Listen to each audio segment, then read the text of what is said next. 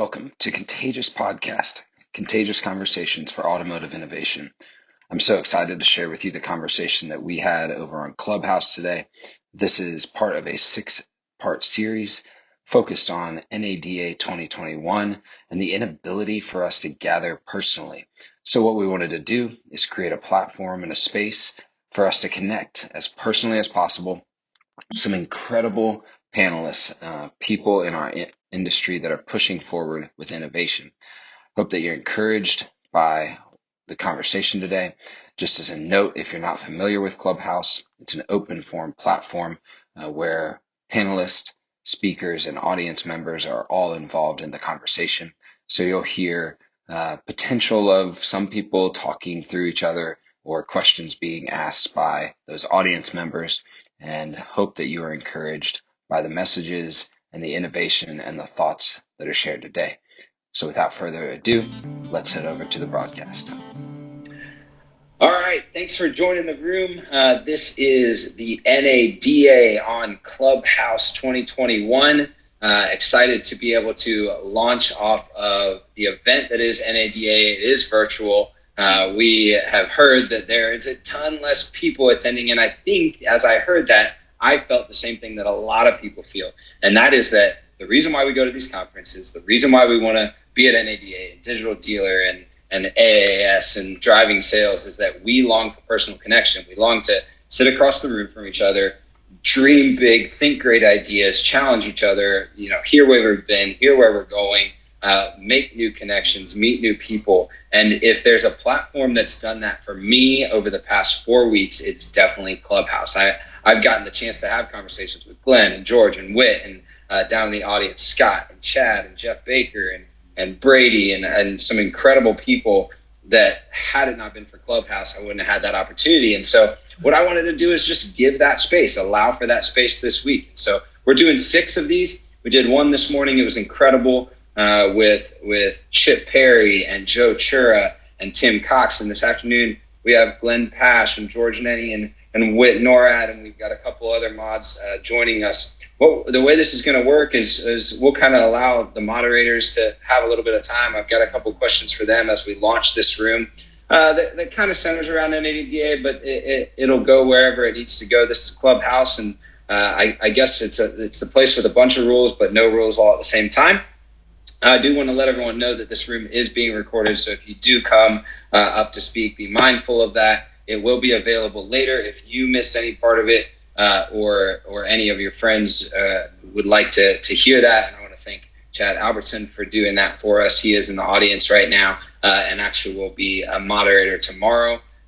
We'll do it at noon and 4 every single day. Make sure and follow the moderators, follow the people around you, to your right, to your left, above, behind you, and make more connections and have more conversations so that we can drive automotive innovation forward. Again, my name is Kyle Mountsier. I am the Marketing and Business Development Director for Nelson Auto Group, as well as host of Contagious Podcast, Contagious Conversations for Automotive Innovation, where that recording will be available after this. I want to go ahead and launch into the room, and we will go in the order that you guys joined. So that's Glenn, George, and Whit. And I'm going to ask just a couple questions, a couple that are automotive centric, and one that hopefully throws you off just a little bit. So the very first question is going to be, what did you have for lunch today if you had it? And we all want to peek into your life just a little bit. The next couple questions are more about automotive, and that's going to be one. When you look at, and the first day of an NADA or Digital Dealer is always, everyone's out on the expo floor trying to figure out what technology. And I would say that 2020 was the year of digital retailing.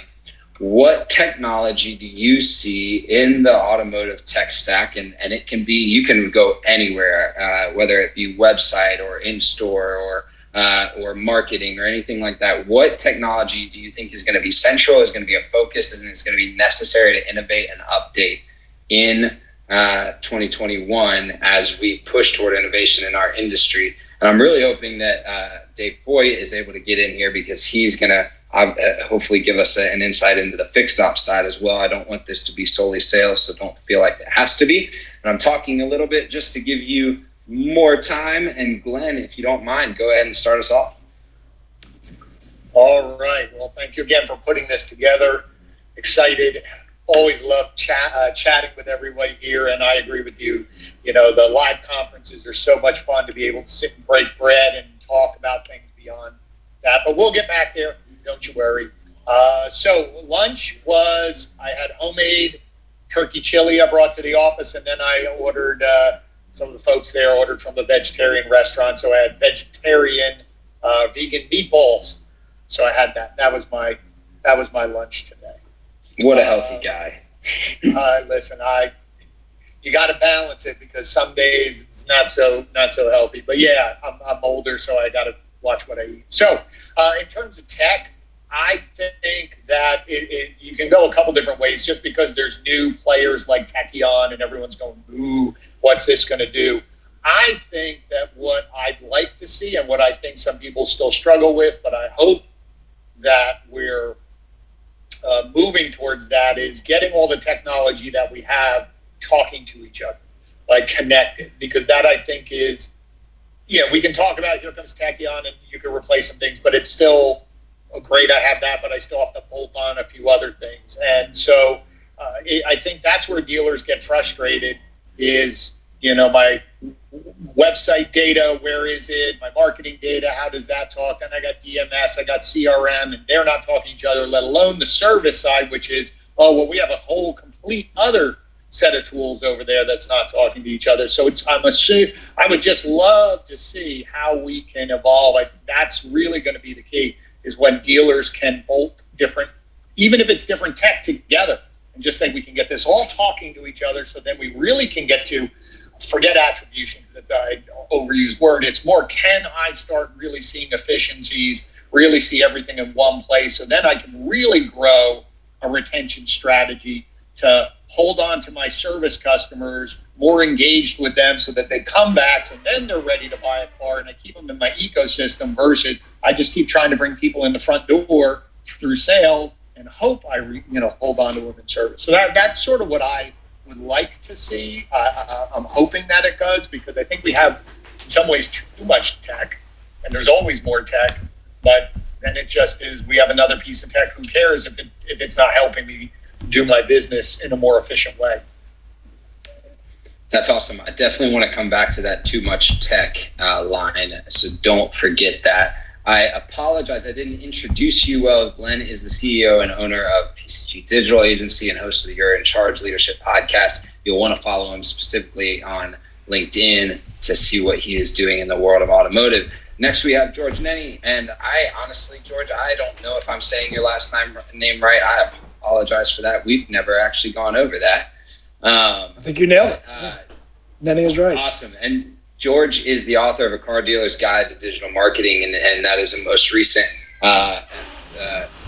something he's most recently put out.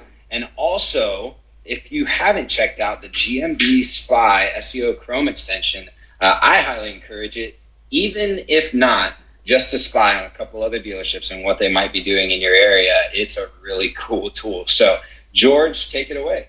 Yeah, thanks, Kyle, and thanks for putting this all together. A lot of great folks on the call, but so for lunch, I'm a big fan of Amy's products. So Amy's frozen bowls, I eat way too many of those, and so today I had a black beans and brown rice Amy's bowl. It's easy to throw in the freezer and then have a fast lunch. So as far as technology, a lot of what I do and we do is really work in the digital marketing measurement space, trying to make sure that we're, I think someone recently used the term white blood cells. With the white blood cells, trying to eke out any waste in a dealer's digital marketing campaign. But marketing automation, I think,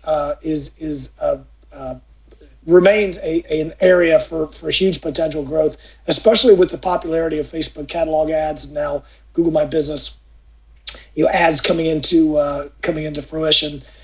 My favorite marketing automation comes from either dealer teamwork or team velocity. And there's probably other great examples out there, but really what I'm describing is being able to build new and used, primarily on the new side, but also opportunity on used and CPO, building ads that would be marketed either through paid search or paid social or Google My Business or other avenues.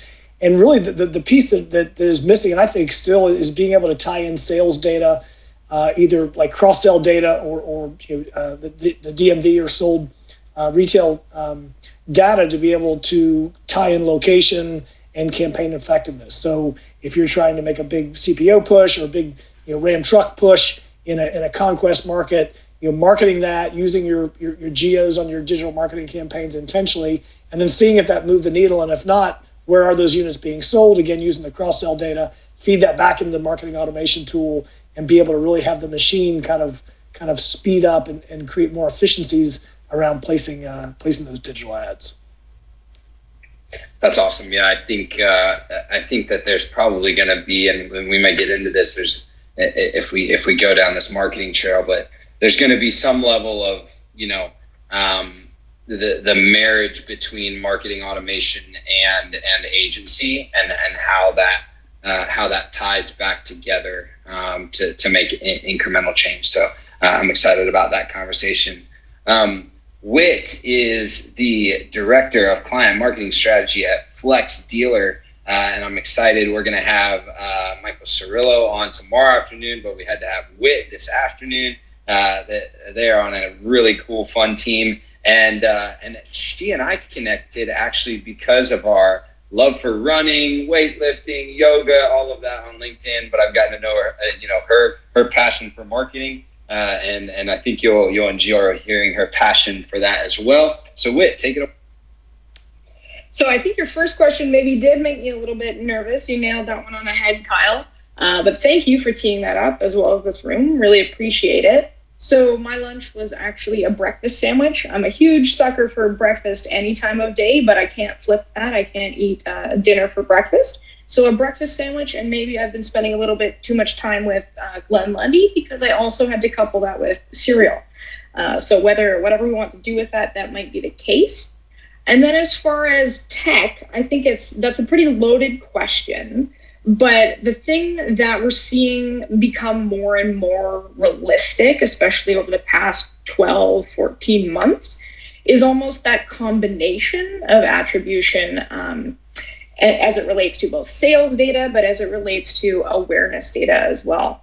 So if we want to be attributing leads, that's great, but truly understanding them, like you mentioned, George, is of a huge value as well, where historically the tools haven't been able to do that, and they all haven't been in the same place. So as an example, kind of at a high level, you get a dashboard from Trader, you get a dashboard from your website, you get a dashboard from here, and that creates this fragmentation. And there's always this, whether it's true or not, this idea that there's a bias behind data from any one source. So you're getting this many leads, but that becomes a question of what quantifies a lead. So being able to push all of these things into one unified area and to truly understand how each piece of that funnel, so to speak, is affecting your sales, is affecting your local awareness, is affecting, or how things like your GMV are affecting your ultimate performance, is huge. And a lot of those pieces are underrated, and then other ones are overrated. So I think we're beginning to see a better understanding at the point of the dealership, how all of those things can play together and work to your advantage or be scrapped off as waste. And I think the increase of tech continuously is allowing us to do that. That's awesome. Thanks for that, Whit. I'm going to ask the moderators a couple questions, and as I'm doing that, I will turn on hand raising. We'll bring some people up for questions or some brief comments. We want to keep the room moving and give as many people the opportunity to speak as possible. So we'll leave that to the moderators. And of course, as Steve and Dave come in, I want to get their opinions and their take on some of this as well. But as I'm hearing all three of you, I think there's kind of this central question that we're having of not just our tech, and we're going to get a lot into data, so I'm going to push that off a little bit to tomorrow's noon time. So there's the little plug. But how does we've got, like Glenn said, we've got too much tech, maybe, and maybe we've drawn these lines, and we've got these providers and this third-party provider and this lead provider and this internal tech, and we're tying this in and tying these data points, and we've got a customer record over here that doesn't match a customer record over here. And so really once George is talking about tying those dots to marketing automation, we don't really know what dots we're trying to put out there from a marketing perspective. And then once we, like, let's say we tie all that up and we've got the dots connected from our data perspective, and we know where it is in all of our tech, we don't have a clear way to follow that, to follow that all the way through the funnel. I think we piece together tools like Google Analytics or even VistaDash or things like that, that allow us to piece a lot of those things together. But the DMS isn't housing any of that data that we're getting on the marketing side. And so we don't really have a good flow between transaction and marketing that allows us to really understand our customer data set, which then inhibits our ability to clearly communicate and have a better customer interaction. What are your thoughts on that? Glenn or George? Yeah. Sure. Yeah. There's no doubt that the ultimate question of, who sold this vehicle or what influences you had to play in getting this vehicle sold or getting the person in the showroom matters.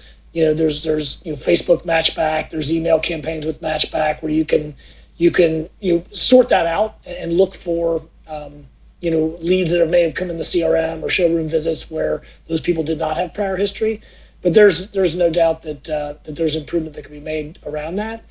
My conversation usually starts with, well, as a starter, so knowing that that's nirvana, and we'd love to get that data and know for each individual, what group of influences you had to play. The first exercise should be for sure to just look at all your campaigns in terms of what you're spending to drive some quality of shopper or some quality of lead into the CRM, and then be able to sort out the winners from the losers. And once you do that, once you get some basic knowledge of analytics or begin to throw third-party data into a spreadsheet, the wasteful campaigns bubble up super easy. I mean, it's not real complex to be able to find them. When we work with dealers, 3 or 4 months in, the dealers are looking at our reports and making the conclusions themselves. And then, as you get into the finer points, yes, I think trying to match those more to individual humans that bought is the goal. Yeah, and then I think we have the time, the ability to then turn that customer into a lifetime loyal customer. So then the question is, directly from a tech perspective, Glenn mentioned Techion, and then I was on a call with someone earlier today that it understands that they can't be a Techion, but they have to tie the dots, tie the strings together between all of our tech to help them talk. Do you think the industry, and Glenn, maybe I'll ask this question to you, do you think the industry is going to go to less offerings of more centralized technology that can do more, that can create more all the way through the funnel from variable to fixed to accounting to marketing automation? Or are we going to see an opening up of the walls between data sharing within our companies? And if it was you, which one would you push toward? And again, the hand raising is on. So if you guys have questions or comments or are working toward this, please don't hesitate to raise that hand. I think it's probably D, a little of all of the above. I think, all of these products, all of our tech or some of our tools are caused to be or created because there's a need, right?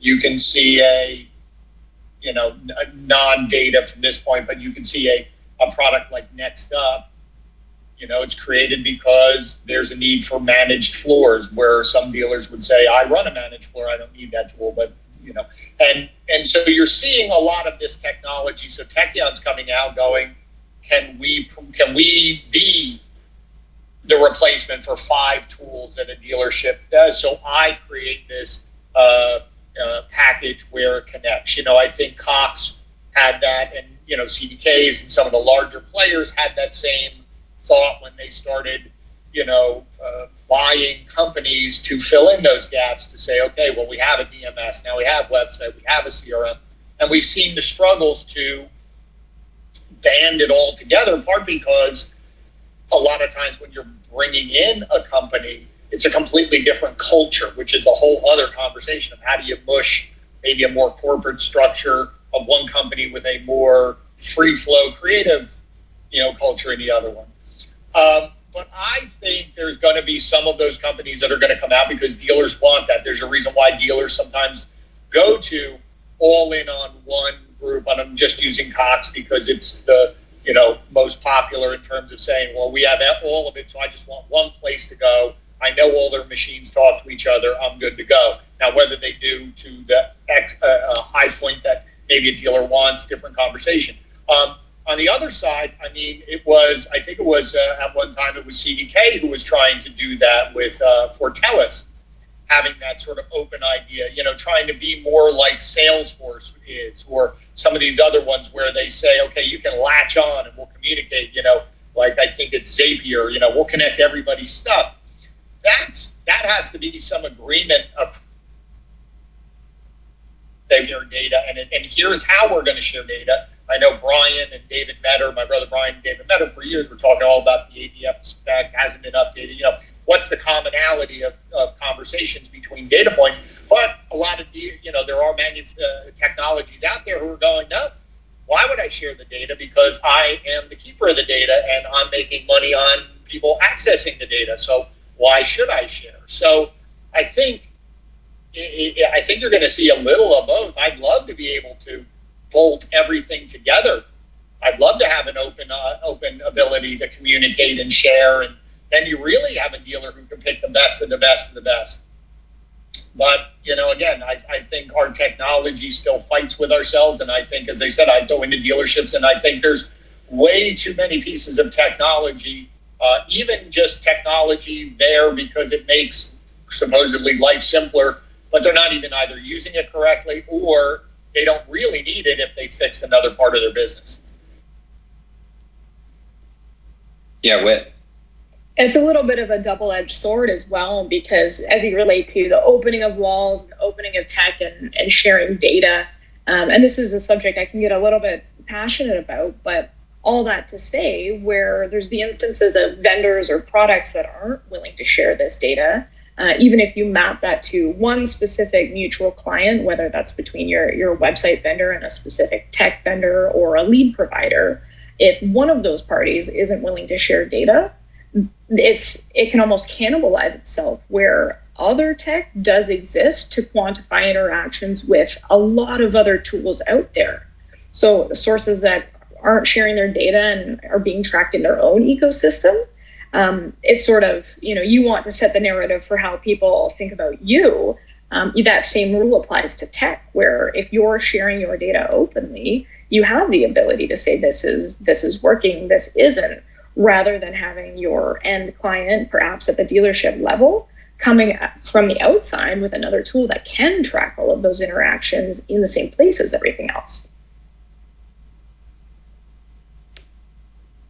Yeah, that's really good. I don't really have much to add to what Glenn and Whit said there. So, Ben, questions or comments along the lines that we've been talking? Thanks for coming up. Yeah, man. Dude, I love this. Okay, so I would say there's a weird, it reminds me just of Apple versus Google a little bit, like Android versus iPhone. And I'm guessing everybody's on iPhone here because it's Clubhouse exclusive, but personally, I'm on an iPad and I use Android because of the open platform.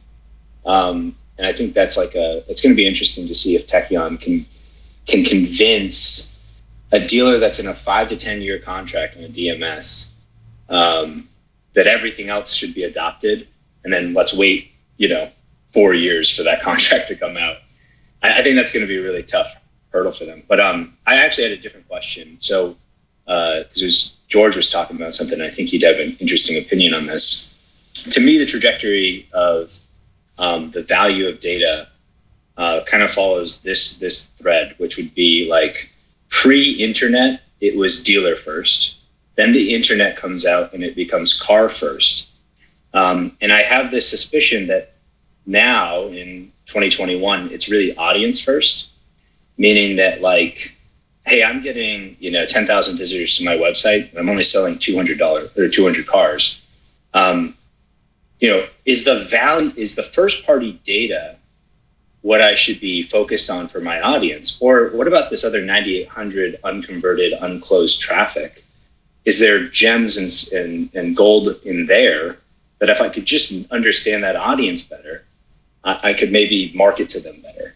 And I think the other way of thinking about this or the question would be is like, should I be actually focused more on the audience data prior to the marketing? Like if I find out that it seems like 25 to 32-year-olds seem to really like the Toyota Camry, should I know that first before I go and set up my marketing channels? Or should I go in the reverse? Because it kind of feels like we've been doing the audience part as an afterthought versus a forethought. George, are you willing to take a little of that? Can you guys hear me? I'm getting a little bit of there you are. Yeah, you're good. Okay. Sure. So it's a great question, and it causes me to kind of pause and think through when you say you dealer first, car first, then audience. But hopefully I'll answer the question, at least from my perspective. For first party is always important, and you could argue that it's always been important.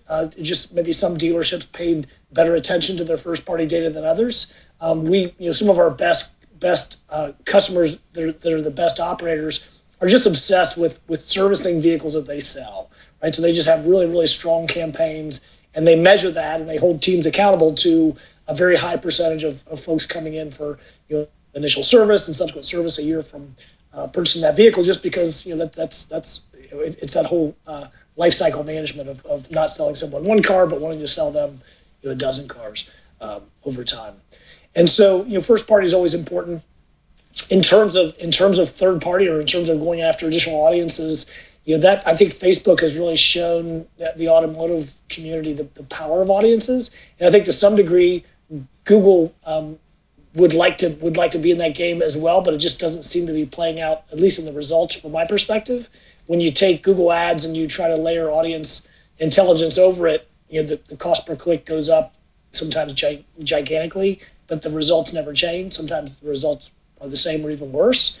And so, with Facebook, I've often said to dealers, I'd rather put a mediocre or a decent ad in front of the perfect audience than the perfect ad in front of the wrong audience, just because the vendors and the agencies that have figured out the Facebook audience and can really optimize those for good web shopping activity and conversions are the ones that win. And so I think audience is extremely important, and increasingly going forward if you want to win on social. So hopefully I answered your question, Ben. No, 100%. I think that's perfect. Like that's essentially you're saying if you had if you had $1, you think you would spend it on audience first before you spent it on a marketing channel? Yeah, I mean, $1 or $0 would be all the easy layups that a dealer should be paying attention to now that they may not be paying attention to. Just local SEO today is just so much. Google My Business, all that work is super easy for dealers to do themselves. They can read my book, they can read Brian Pasch's great book on the subject as well, and just take care of that themselves. And so, really spending no dollars, but winning increasingly on non-branded category search. But so yeah, as those initial dollars are spent, I mean, I think one of the most cost-effective ways to market today is paid Facebook ads as opposed to paid search. We're generally trying to pull dealers back on paid search and make sure that they're spending the appropriate amount on paid social or email campaigns. And I think to layer on top of what George was saying is that I totally agree with what he said in terms of handle all the stuff for free that you should be able to do and clean all that stuff up, because, and again, read the books on Google My Business. I still see today so many Google My Businesses that are not set up, but I don't want to get off on that. But to your point in terms of audience, where I think when you're creating the ads, I think dealers could benefit by doing a little bit of storytelling. So to your point, then, if you went into a dealership, or if you're in a dealership and you're saying, okay, I sell Nissan Rogue. I sell, pick car, a Honda Accord. If you went out to your salespeople and say, who buys this in our town, or who would benefit from this? Like what in your town, because it could be different town to town. A lot of times, even who your competitor really is in town different. But if I said, well, who drives this? Who do we want? Who would we see in this vehicle? And then create the ad. If you say, well, that would be great for a college student, then let's create an ad with somebody in it that looks like a college student, that meets our people in our town, that looks like our town, and then go use the targeting to say, we're going to present this ad to this audience. But it looks like that versus just, the problem sometimes is when you do audience, it's just, I'm just going to take my generic $3.99 ad and I'm just going to say, okay, well, I'm going to show it to this audience. You haven't taken that extra step to create an ad. Even a small pickup truck, you might turn around and say, or even a pickup truck, you turn around and you say, well, that could be for somebody who's running their own business, a contractor, or somebody who likes to go camping and boating and pull their boat on the weekend. Well, those are two completely different people. So create two different ads, then go in and find those and find the audiences to put the right ad in front of people. I think that's where that next layer, to your point, Ben, about the audience first, we have the ability to know, well, then get some good creative and be more thoughtful about who buys those cars and create ads for it. And then you are doing both the vehicle, both your why buy, but more importantly, they look at that and they go, oh, that looks like me. Oh, that looks like what I do. And then it stops them, which is what we want, stops them on social or wherever to look at the ad. Yeah, I love that. Yeah. That's the point to me, I guess, is like, if, using the round numbers that are wrong because I'm not accounting for service, but like the 10,000 visits to my website, 200 people purchase, this 9,800 are all almost customers. And I think that means that so much marketing worked and then it didn't.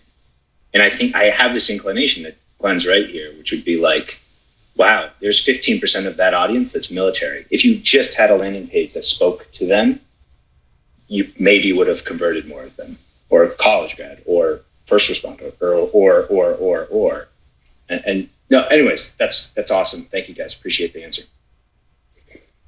Yeah, I think that's a great call, Glenn. I've got a question about that, but I just want to say thanks for everyone for coming so far and listening and being a part of this. Again, hand raising is on. If you all do have questions, please feel free to raise your hand, or if you've got comments along the lines of what we're talking about. We're talking tech, marketing tech. Obviously, Glenn and George and Whit, who have been moderating so far, are steeped in that environment. Again, follow everyone on stage, the moderators, the green dots, and the speakers, and follow someone around you, above, beside you. Make sure that we're connecting with people, not just here, but offline. Go into their bios, find out who they are, have connections offline. We are an industry that needs innovation, and that conversation has to happen not from a few people, but from a lot. And so that's what we're trying to do. We're launching off the NADA event and allowing this room to really, and these rooms, we're going to have 6 of them. This is the second of 6 every day, noon and 4:00 Eastern. And so I invite you to be a part of those. You can click on my bio to find the link to find all of those events and see the panelists that we'll have coming up. But I want to keep going on that conversation that we just had, but I want to bring back in something that George said earlier, which he said we need more marketing automation, and each one of you do a lot. And Whit, I maybe want to ask this question of you, but you have agencies and you're helping dealerships do this marketing stuff. So Glenn's talking about, well, we've got to have unique creative with unique audiences. George is saying we've got to have marketing automation. Where are you having conversations to integrate tech and people in order to make a lot of these decisions, both on creative, audience targeting, and maybe integrating people across the dealership? What are you seeing in that tech plus people frame? It's kind of a unique one because there's such a piece of process and there's no steadfast answer for every dealer, where certain things that might need to be automated or would benefit being automated in the instance of one dealer doesn't necessarily flip to the other. So similar to ads, it kind of has the same paradigm of what matters most to you to map to your goals. So if we take the instance of a small town, smaller, more rural dealer where they do all of their trade appraisals by hand with, whether that's a used sales manager or whatever it might be. And then do we want to take that element away from them, or is that part of their value proposition? So we spend a lot of time consulting with our website partners to determine what makes the most sense. Where are their biggest time hangups, and how can we help solve them based on how they map to their goals? So I don't feel there's necessarily one answer that pulls all of that, but it takes a lot of self-awareness, both at the dealership level and on our end, asking the right questions in order to be able to find those tools and know which things we should be automating and which ones we shouldn't. Even something as simple as a chatbot, where the wrong chatbot completely ruins the experience, but the right chatbot set up with all of the different paths and the right personality for your dealership can make that experience awesome. So there's a big piece of self-awareness, perhaps a little bit of psychology in there to figure out the pieces that make the most sense at each individual dealer level. I think that's a really big deal. And I think that there's going to be a greater demand for either better connections with agencies that are not just going, hey, we're going to go ahead and market your stuff, spend all your money and put stuff out there and hope you do everything right. But connection to agencies, potentially, if that's the way you need to go, that can help you make those decisions further down the funnel, to have a great, sticky funnel. And then I think also there's going to be a greater capacity and need for the person inside the store that can help make those decisions, instead of just historically potentially the GM who started as a salesperson that was a great closer, now having to decide on how my tech stack meets my people and my process, whether it be marketing or internal tech. Because those decisions are really delicate, is what I'm hearing you say, Whit. So that's an interesting observation. Totally. And there's the same thing with whoever that point of contact is. That point of contact either should pull in all of the appropriate members of their team in making those types of choices, or know well enough perhaps what they don't know. So be, again, self-awareness of where you need help.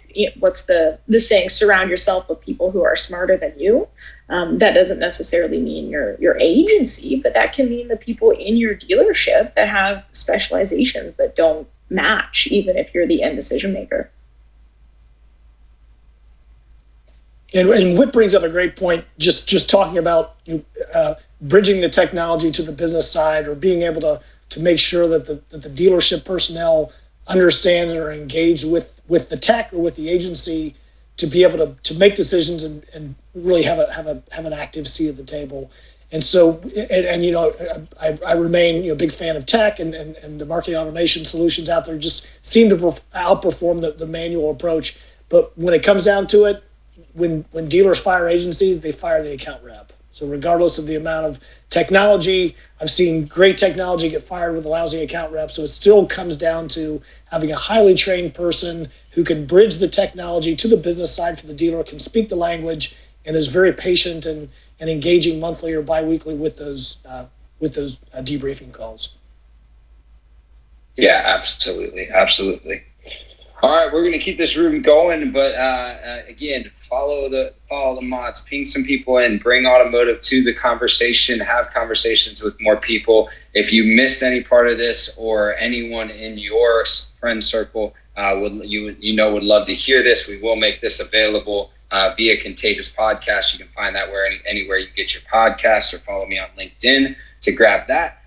With that said, I want to bring Steve into the conversation. And if you don't know Steve, search Steve on YouTube and put in Video Gaga. You'll get a kick out of it. Thank you, Kyle. Appreciate that, buddy. There you go.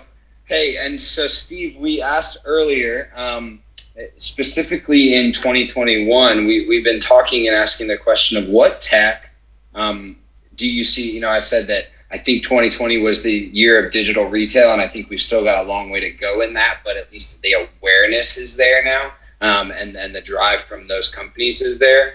But what tech, and whether it be a centralized tech or plug and play techs, what tech do you think is going to be the focus for dealers and dealer groups this year, or even the focus for new softwares to be able to grab a new landscape or a better landscape for us? Well, I think just the ability of live streaming with the customer, I think to me it's going to be one of those things where dealerships are going to either gravitate towards that approach of selling a car, giving the customer a better buying experience in the confines of their home. I think that's going to be where many dealerships are going. I know, Kyle, some of the dealerships are right now doing home delivery, offering that. I go out there and I look at where the car industry is today, and I'm not saying this is every dealership, but I believe, and if you've heard me in other rooms, I've said this, I think dealerships operate today with a McDonald's with no drive-through. And if you just kind of think about that, you go and you're like, well, I do have a drive-through. Well, do you? Because if you do have a drive-through, then you have a way to deliver that car to the house, or just making it so much easier for the consumer if they want to go through the drive-through. Or when McDonald's does open up, you can go to the kiosk, not have to talk to somebody. There's all these different ways that we have of buying a car the old way, or we could do it the new generation way, where maybe they're only doing a test drive if that's what the customer wants to do. And I call it customer readiness. I think that's a term that I want to start branding and saying, how do you want to buy the car, Mr. Dealer? If they came in my showroom, I just want to ask them, what research have you done? Where are you at in the car buying process? I think that's what we have to do. It may not be like shifting everything digital, but just understand what the customer has done and fill in those voids. And I think if we could do some of the buying experience at home, I don't care if it's a trade appraisal, I don't care if it's we're sending numbers to the customer. How can you take one part of the car buying process and do it digitally, and we'd be farther ahead than we were, today, probably. But I think live streaming with the customer is going to be a very powerful tool to, if that customer doesn't want to come in, it's going to take that buying experience for that customer, because what do we know about the customers? They don't trust us. So if I can get my face in front of the customer and they know who I am, and I'm a genuine guy, I'm an honest guy, all of a sudden now, you know what? When they come in, it's a better experience versus an anxiety experience. So I hope that helps right there, Kyle. Yeah, that's great. And if you don't know Steve is the chief evangelist officer at a CRM company called DriveCentric. And I believe that he has a passion for this because of their technology live rooms. But that's where I have a little bit of question, and I'm just going to press you on this. I'm pretty good at Zoom. I'm pretty good at Google Hangouts, Google Meets, and I think a lot of us have become good at that. Steve or anyone in the room, how does that challenge the ability for us, and what does that give a customer that they're not already able to get through something else? Or is it really that's a central thing, and what I might be hearing you say is that there's some central pieces that we've been plugging into our tech stack from outside of the industry that we need to integrate into our tech stack so that they understand the relationship with the customer better. Can you speak to that a little bit on why that would be so central? I know it's baked into your product, but why would it be so central, knowing that we have that capacity through other means as well? Well, I'm not saying it isn't. It's a tool, right? It's at some point, what do we say at the dealership? Get them in the store. Get them in the store. Why wouldn't we say get them on just a virtual meeting? And by the way, we do have the product, but I was talking about this even beforehand. People were doing FaceTime. It's not just about what we do. It's about the customer experience. And if I just don't have that tool readily available, if there's a customer an hour away could I do a better job of just saying, hey, I know you're busy. You have a couple of kids. You're working. Do you really want to drive 45 minutes to your dealership or sit through traffic if you're in California when I could really help you bridge the gap, act like you're right there at the store? And the stores that have been doing it, whether it's on our product or they've been doing Zoom, they've been doing, Google Meets, they've been doing it on FaceTime, I guarantee they're having a good buying experience. Is it for every customer? Absolutely not. But it's an opportunity when customers don't necessarily have to come to the dealership, or maybe it's a credit app. How many times do we get a credit app that may be not filled out appropriately, and we just want to interview the customer? Could you do it on the phone? Yeah, you can do it on the phone, but is it more powerful in person through a virtual meeting? 100%.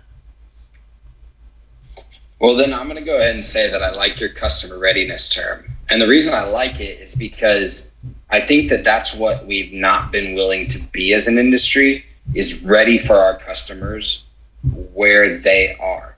And I think what our marketing has told them is that we are, right? We meet them where they're at. We got dealers on TikTok and Snapchat and Facebook and Instagram and, on their mobile apps, and they see us, and then they're in this mobile app, they're in this experience, and then all of a sudden we rip them out. We say, wait, okay, so I know that you were doing this whole mobile app and you were loving everything that you were doing, and now I'm going to pull you out. I'm going to get you on my website.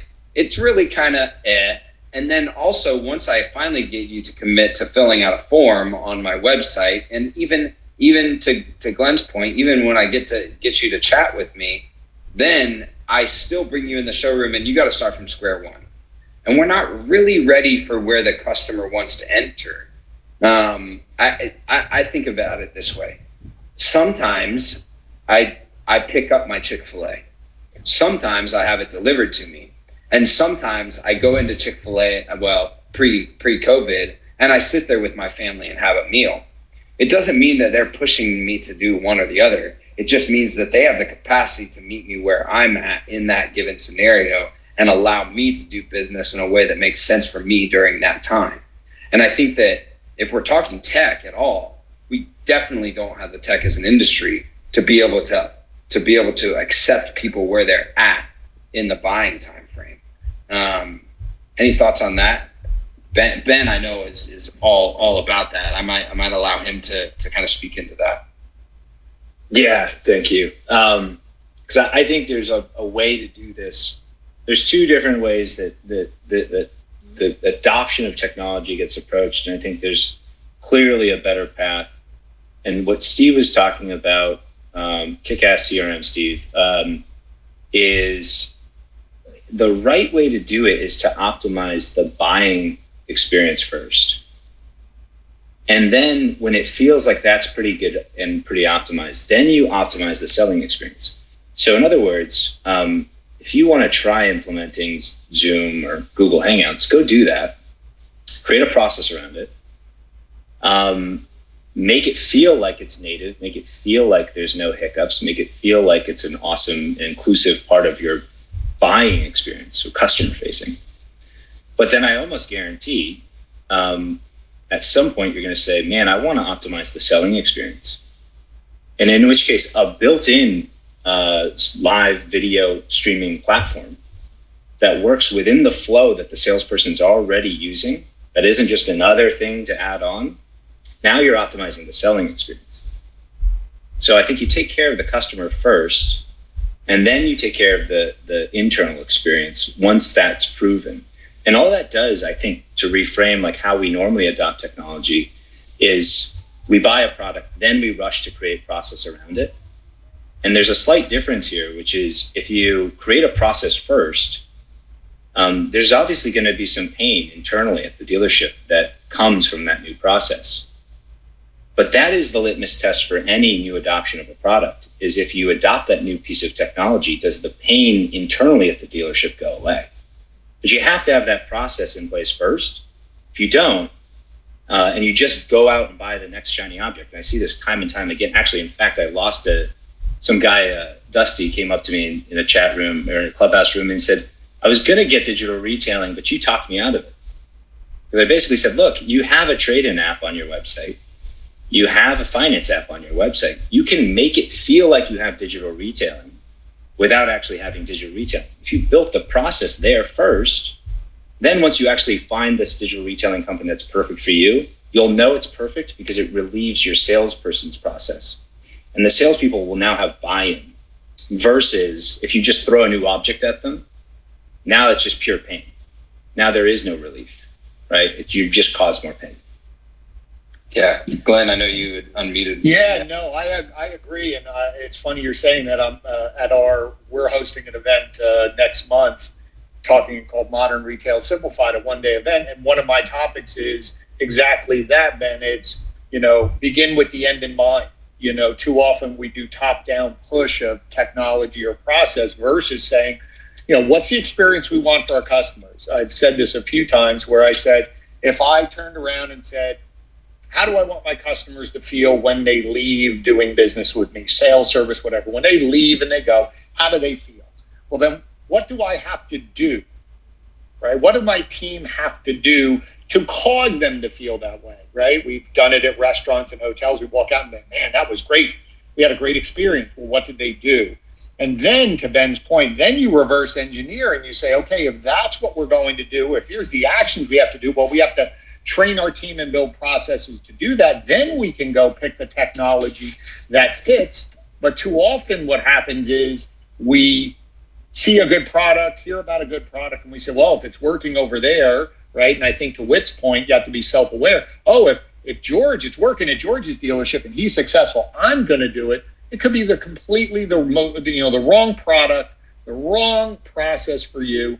It's really working backwards, because then every decision that you make, every piece of tech, every time a marketer calls you, every time somebody offers a new product, you put it through the funnel of, does this help my customer experience, and does it help my team deliver that customer service, right? And to Ben's point too, it's I think it was Ben or maybe even Kyle, we were talking about dealers marketing. Then we bring them back to the website. A lot of times that's the most confusing place for a consumer to be, and there isn't a lot of jump off points to say, hey, I need some help. And we've talked about it, but all of this, it's just sometimes just go look at your website. And it is that Joseph's Technicolor dream code. We've just added, but I'm not sure we actually have an endpoint to say we did this to make that easier for customers. We did this to make it easier for our team. I couldn't agree more. And with that, I want to wrap this. We did a podcast a couple of weeks ago about your tech stack needs training support. And I am a full believer that process comes before tech. And so I know I led this room with what tech do you think is going to change? But what I really am asking is the question of what process is going to change in the dealership to make it better for the customer. And then how are we going to marry tech to that to be able to execute on what we need to do as an industry, which is adjust our processes, adjust our internal culture in order to be able to have and hold the technology that can help us execute on that. So if you are not following the mods, following the people around you, please do that. We are going to be having these rooms. We've got 4 more, noon tomorrow Eastern, 4 tomorrow Eastern. I want to prep, if you can pull to refresh, in your top row is Bob in the red shirt. We've got Doug in the 3rd row. You're going to want to follow him. You're going to want to follow Chad in the 5th row. And then in that bottom row, you're going to want to follow Michael Cirillo. If I missed anyone, those are going to be some of your moderators that will be on tomorrow. And we will be going after data and politics in the morning, big data, little data. And then in the afternoon, probably the one that everybody's been waiting for is what's in the future? What are we going to dream? How are we going to dream up this industry, this retail automotive industry that's going to transform the way that we attract employees and attract new customers? I want to thank Glenn Pasch, George Nenni, Whit Norrad, Steve Roessler, and Ben Hadley for coming up and speaking today. If you missed any part of this will be available via Contagious Podcast. Contagious Podcast is there to have contagious conversations for marketing and for automotive innovation, as well as follow everybody on LinkedIn, on here, have these conversations offline. you can click my bio, follow me, and go to NADA2021.club. That's NADA2021.club to find my daily recaps at the end of the day for our clubhouse rooms and NADA stages for that day, as well as see all of the events and the speakers that are coming up.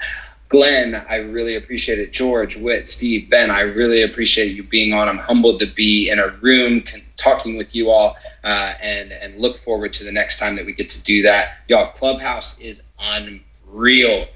Get in, get active, get to the stages, and have conversations. Thank y'all, and we'll see you next time. Thanks, everyone. Thanks, Well Kyle. done, Thank Kyle. you so much, Yeah, guys. everybody. Good job, Kyle. Thank you, Kyle.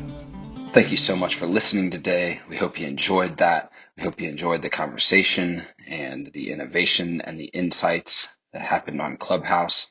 As always, please like, share, comment, give this to those in your workplaces or friends or family that may be encouraged by it.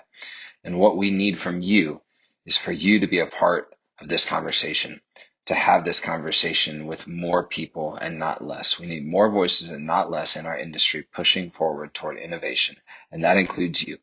So as you go forward, as you listen to this, as you think about this, make sure you don't have just internal dialogue, have conversations with more people so that we can provide an innovative atmosphere where more people want to become a part of it and work in the industry as well as do business with us.